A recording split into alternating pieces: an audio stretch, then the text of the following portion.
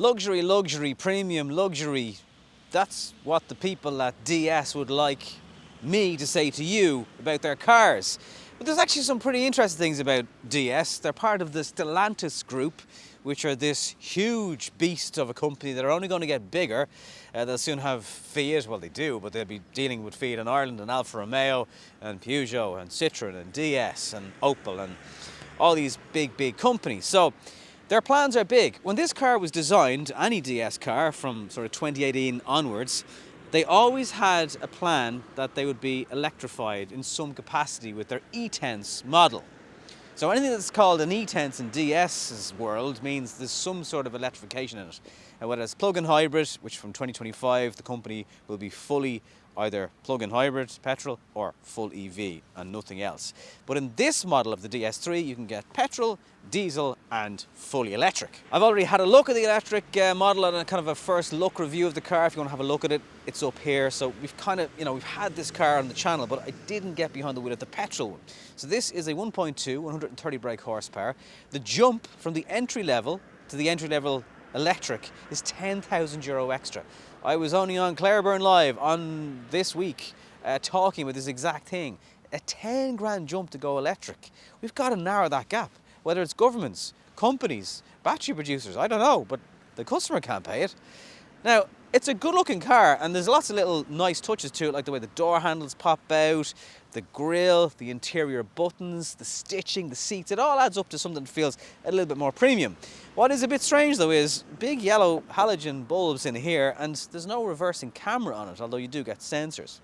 Over the front, I think it actually looks a bit like Darth Vader, or is that just me? Now around the side of it, we still have these kind of things that block out half the door. And I did mention them in the other review. They're these things here. So design-wise, they've been on DS cars since 2012, actually. If you look at some of the models, you'll see that thing. And when you're looking over your shoulder, that with the B pillar, it's a bit of a blind spot. And you don't get blind spot warnings in this car as standard. If you have keyless, but not fully keyless, you can open these, but it won't open the car if it's actually locked. But I do like the way, you've got to do them independently, do you? Is that how it works? No, they're both out, okay. But yeah, it's unusual looking, it's quirky looking, it's cool looking. The fact that we have twin tailpipes in chrome just give you a clue that it's something a bit sporty. Now, 130 brake horsepower in a petrol, it's not really a slouch for a size of this car. The boot is not massive. Think Opel Mokka, think Polo, although a Polo is probably a bit bigger. There's a huge lip here for getting things in and out of. But this bag, for example, just for context, is all right. And they do not give you a spare wheel. Right. The lights, though, are cool, as is the Crossback line. This car was very clean when I got it, but black, like any black, it just collects dust all over the back of it. And the boot release thing, the fact that it's down here, some people mightn't be a fan of that.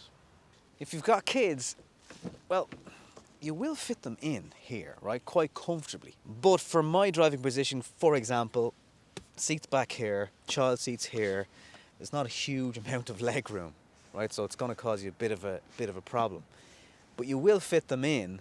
Just maybe put the bigger child, if you've got two, on the passenger side, and all will be okay in that sense. But it is a smaller car, not massive.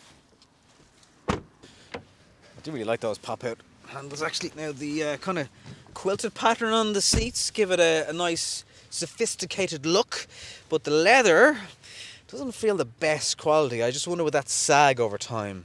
Maybe. Like all of us, you know. Armrest is good. Forgot I had a light in there actually. Yeah, that might be handy. Cup holders are down here. There's two of those, and you can keep your sunglasses and masks and whatever if you're not using your sunglasses. All the DS cars have these kind of sharp-edged metal control switches. I like them. Storage here for a phone, not wireless, but I imagine if you had a wireless one, that's where that could go. And I like the fact that they have got physical shortcut buttons as well as a screen here. So you want your tunes, button, you want your aircon, button. Driver's display, a little bit small, but that DS steering wheel is nice, covered in a nice finished material. Buttons with shortcuts. Cruise control is down here, And is it radar guided? I don't think it is, but it's that same stock. Although the design of the steering wheel means you can kind of see it. And you're sitting nice and low down, so you'll feel like you're in a kind of a sportier car. And the quality of stuff, you know, they've made an effort. There's an engine start button, and there's an air of luxury about it, I will say that, and the design of the air vents and things like that, you know. They have made an effort. If it was a report card, you could say DS at least tries. One USB port down here. There's a 12 volt down here. And that's it. Is there really only one USB port in the entire car? That's strange. Trim levels are good. We have Elegance, Performance Line, Prestige, E-Tense. So there's 4. The all-electric one will do up to 320 kilometres. It's never going to be fully that, but you know what I'm saying. It's about 7 litres per 100 kilometres in the petrol. Fuel tank seems quite small, because in just a few days I've used half a tank, but it still says there's 320 kilometres left. So, you'll get CarPlay if you plug in your cable, and then you'll get your nav on the screen and stuff, so you don't actually even need to spec nav on the car. 130 brake horsepower in a petrol engine in a car this size, never really going to be a bad thing. And it's not. It's nippy. Now it's a little bit, can get a bit noisy when you accelerate or it's under load. My own 3-year-old was like, "Dad, this car sounds like a motorbike." May have been reflective of my driving at the time as well. And it's smooth, you know, it goes over bumps well. This has decent sized alloys on it for the size of the car. The steering is sharp. The handling of it is okay. Now, with DS and Citroen working in the background, they're always about comfort in suspensions, just ever so slightly more than how sharp and low body roll is going on. But I think they've kind of combined the best of both worlds there. As I said, about 7 litres per 100 kilometres, maybe 7.5. Obviously does depend how hard you drive it. The 1.5 diesel engine, the electric one is obviously, you know, the quickest in terms of just briskness. It's also 130-ish brake horsepower. I don't think they're going to sell too many diesels in this, but I suppose, well, honourable in this day and age is probably the wrong word, but it's good that they offer all fuel types, at least for now. It's such a great engine though, it really suits the size of car. It's properly nippy because it is a little bit smaller than what you'd expect to have 130 brake horsepower under the bonnet for. Definitely, it's a little bit frustrating that there's no rear view camera. I know it's not a massive car, but you know, all these things, you get used to them, and then when you don't have them anymore, it's like, oh, so there's an S-Class, and we're smoking them!